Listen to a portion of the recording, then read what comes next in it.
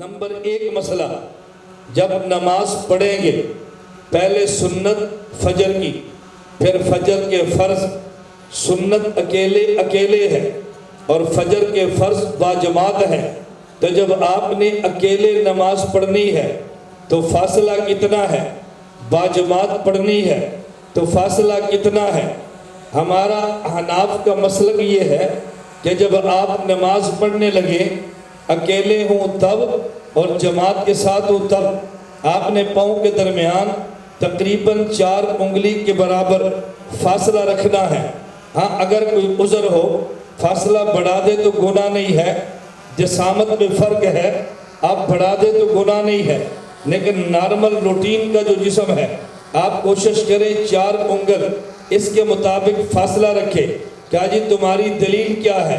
میں نے کہا دلیل میں تم پہلی دلیل کون سی مانتے ہو؟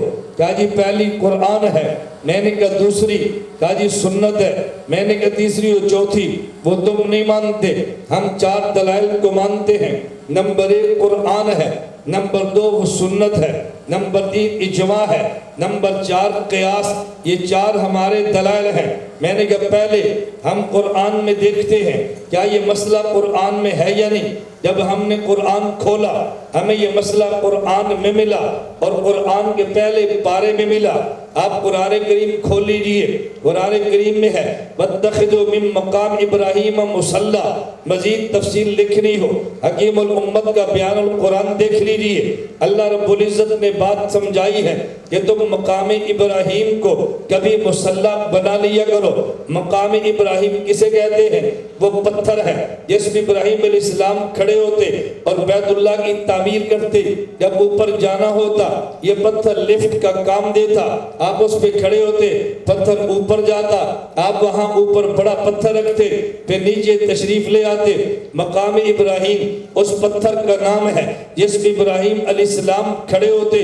آج بھی آپ جائیں بیت اللہ میں موجود ہے. قرآن کا حکم یہ ہے تم مقام ابراہیم کو مصلی بناؤ، لیکن مقام ابراہیم کو مصلی بنانا آج بندے کے بس میں نہیں ہے. اس کی وجہ یہ ہے کہ رش زیادہ ہے. ایک بندہ ہوتا تو شاید مقام ابراہیم پہ کھڑے ہو کے نماز پڑھ لیتا، یہ ممکن نہیں ہے. تو پھر مقام ابراہیم کے متصل جو جگہ ہے وہاں پہ نماز پڑھیے. تفسیر بیان القرآن میں درج ہے اشکال و جواب کے ساتھ، آپ وہاں دیکھ لیجئے. میں مسئلہ سمجھانے لگا. مقام ابراہیم کو مصلی بناؤ، اس پہ کھڑے ہو کے نماز پڑھو. آپ جاؤ، اللہ آپ کو جانے کی توفیق دے، اللہ آپ کی برکت سے مجھ نلائق کو بھی لے جائے. مقام ابراہیم وہ پتھر، اس میں ابراہیم علیہ السلام کے دونوں پاؤں کے نشان بنے ہیں. ان پاؤں کے درمیان کا آپ فاصلہ دیکھ لیجئے.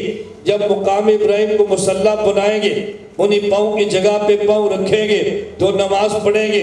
ان کے درمیان فاصلہ دیکھ لیں، وہ 2 بالشت بنتا ہے یا وہ 4 انگشت بنتا ہے. اگر 4 انگشت بنتا ہے تو پاؤں کے درمیان فاصلہ قرآن سے ہمارا ثابت ہے، اور اگر 2 بالشت بنتا ہے تو پھر فاصلہ آپ کا ثابت ہے. پاؤں کے درمیان فاصلہ کتنا ہونا چاہیے؟ ہم اس پہ سب سے پہلے قرآن پیش کرتے ہیں. کیا پیش کرتے ہیں؟ اور دلیل یاد رکھ لو گے نا. میں کبھی بات سمجھاتا ہوں، اگر دلیل آپ یاد رکھ نہ سکے نا تو یہ ذہن بن جائے گا کہ دلیل ہے. میں نے ایک مرتبہ ایک جلسے میں بیان کیا، ایک مولانا صاحب مجھے فرمانے لگے عوامی مجمع ہوتا ہے، تم اس پہ دلائل شروع کر دیتے ہو، ان کو دلیل سمجھ نہیں آتی.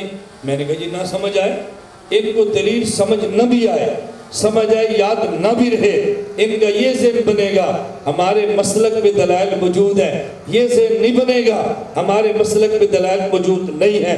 ان کا ذہن بن جائے کہ مسلک پہ دلائل موجود ہے.